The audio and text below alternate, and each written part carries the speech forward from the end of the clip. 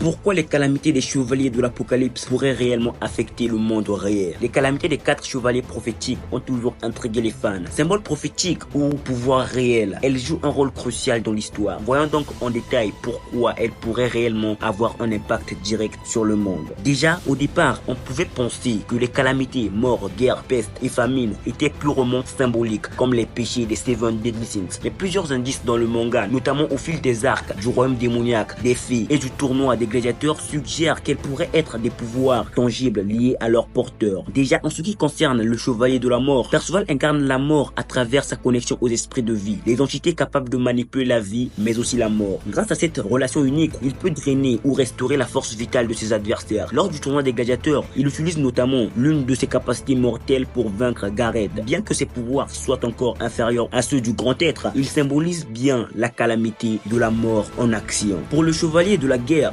Lancelot, porteur de la calamité de la guerre, pourrait avoir hérité de ce pouvoir suite à son passage dans la mystérieuse dimension liée à la Dame du Lac avec Jericho. Son aura et son charisme naturel, combinés à sa capacité magique lune brumeuse, font de lui un vecteur potentiel de conflit. Les tensions qu'il provoque, même involontairement, pourraient catalyser des guerres à grande échelle. Et ajoutons à tout cela sa capacité à lire dans le cœur des gens, ce qui fait de lui le cavalier de la guerre. Pour le chevalier de la peste, Tristan, mi-démon et mi-déesse, incarne cette calamité probablement à cause de sa nature unique de Néphilim. Certains théorisent que les Néphilim sont peut-être capables de propager des maladies ou des épidémies par leur simple présence, un effet encore inexploité mais redouté. Son pouvoir pourrait donc également évoluer en fonction de sa maîtrise de ces deux héritages divins. Pour la famine, Govan associé à la famine reste le personnage le plus mystérieux. Son obsession pour le pudding pourrait être une exagération humoristique de son appétit insatiable, mais son lien avec cette calamité reste flou. Certains fans spéculent que sa magie pourrait aussi être capable de drainer les ressources d'un environnement, causant famine et désolation, ou même que sa véritable nature pourrait être en lien avec cela. Mais ensemble, les calamités des chevaliers de l'Apocalypse ne sont probablement pas que des titres symboliques d'après moi, car elles semblent étroitement liées à leur porteur et pourraient avoir des effets réels sur le monde. Les arcs actuels posent les bases de ces calamités comme des éléments actifs de l'intrigue, et leur véritable portée reste à découvrir. Et vous, que pensez-vous des calamités? Ont-elles un impact direct ou restent-elles simplement des symboles? Donnez vos avis dans les commentaires. Mais pour l'heure actuelle,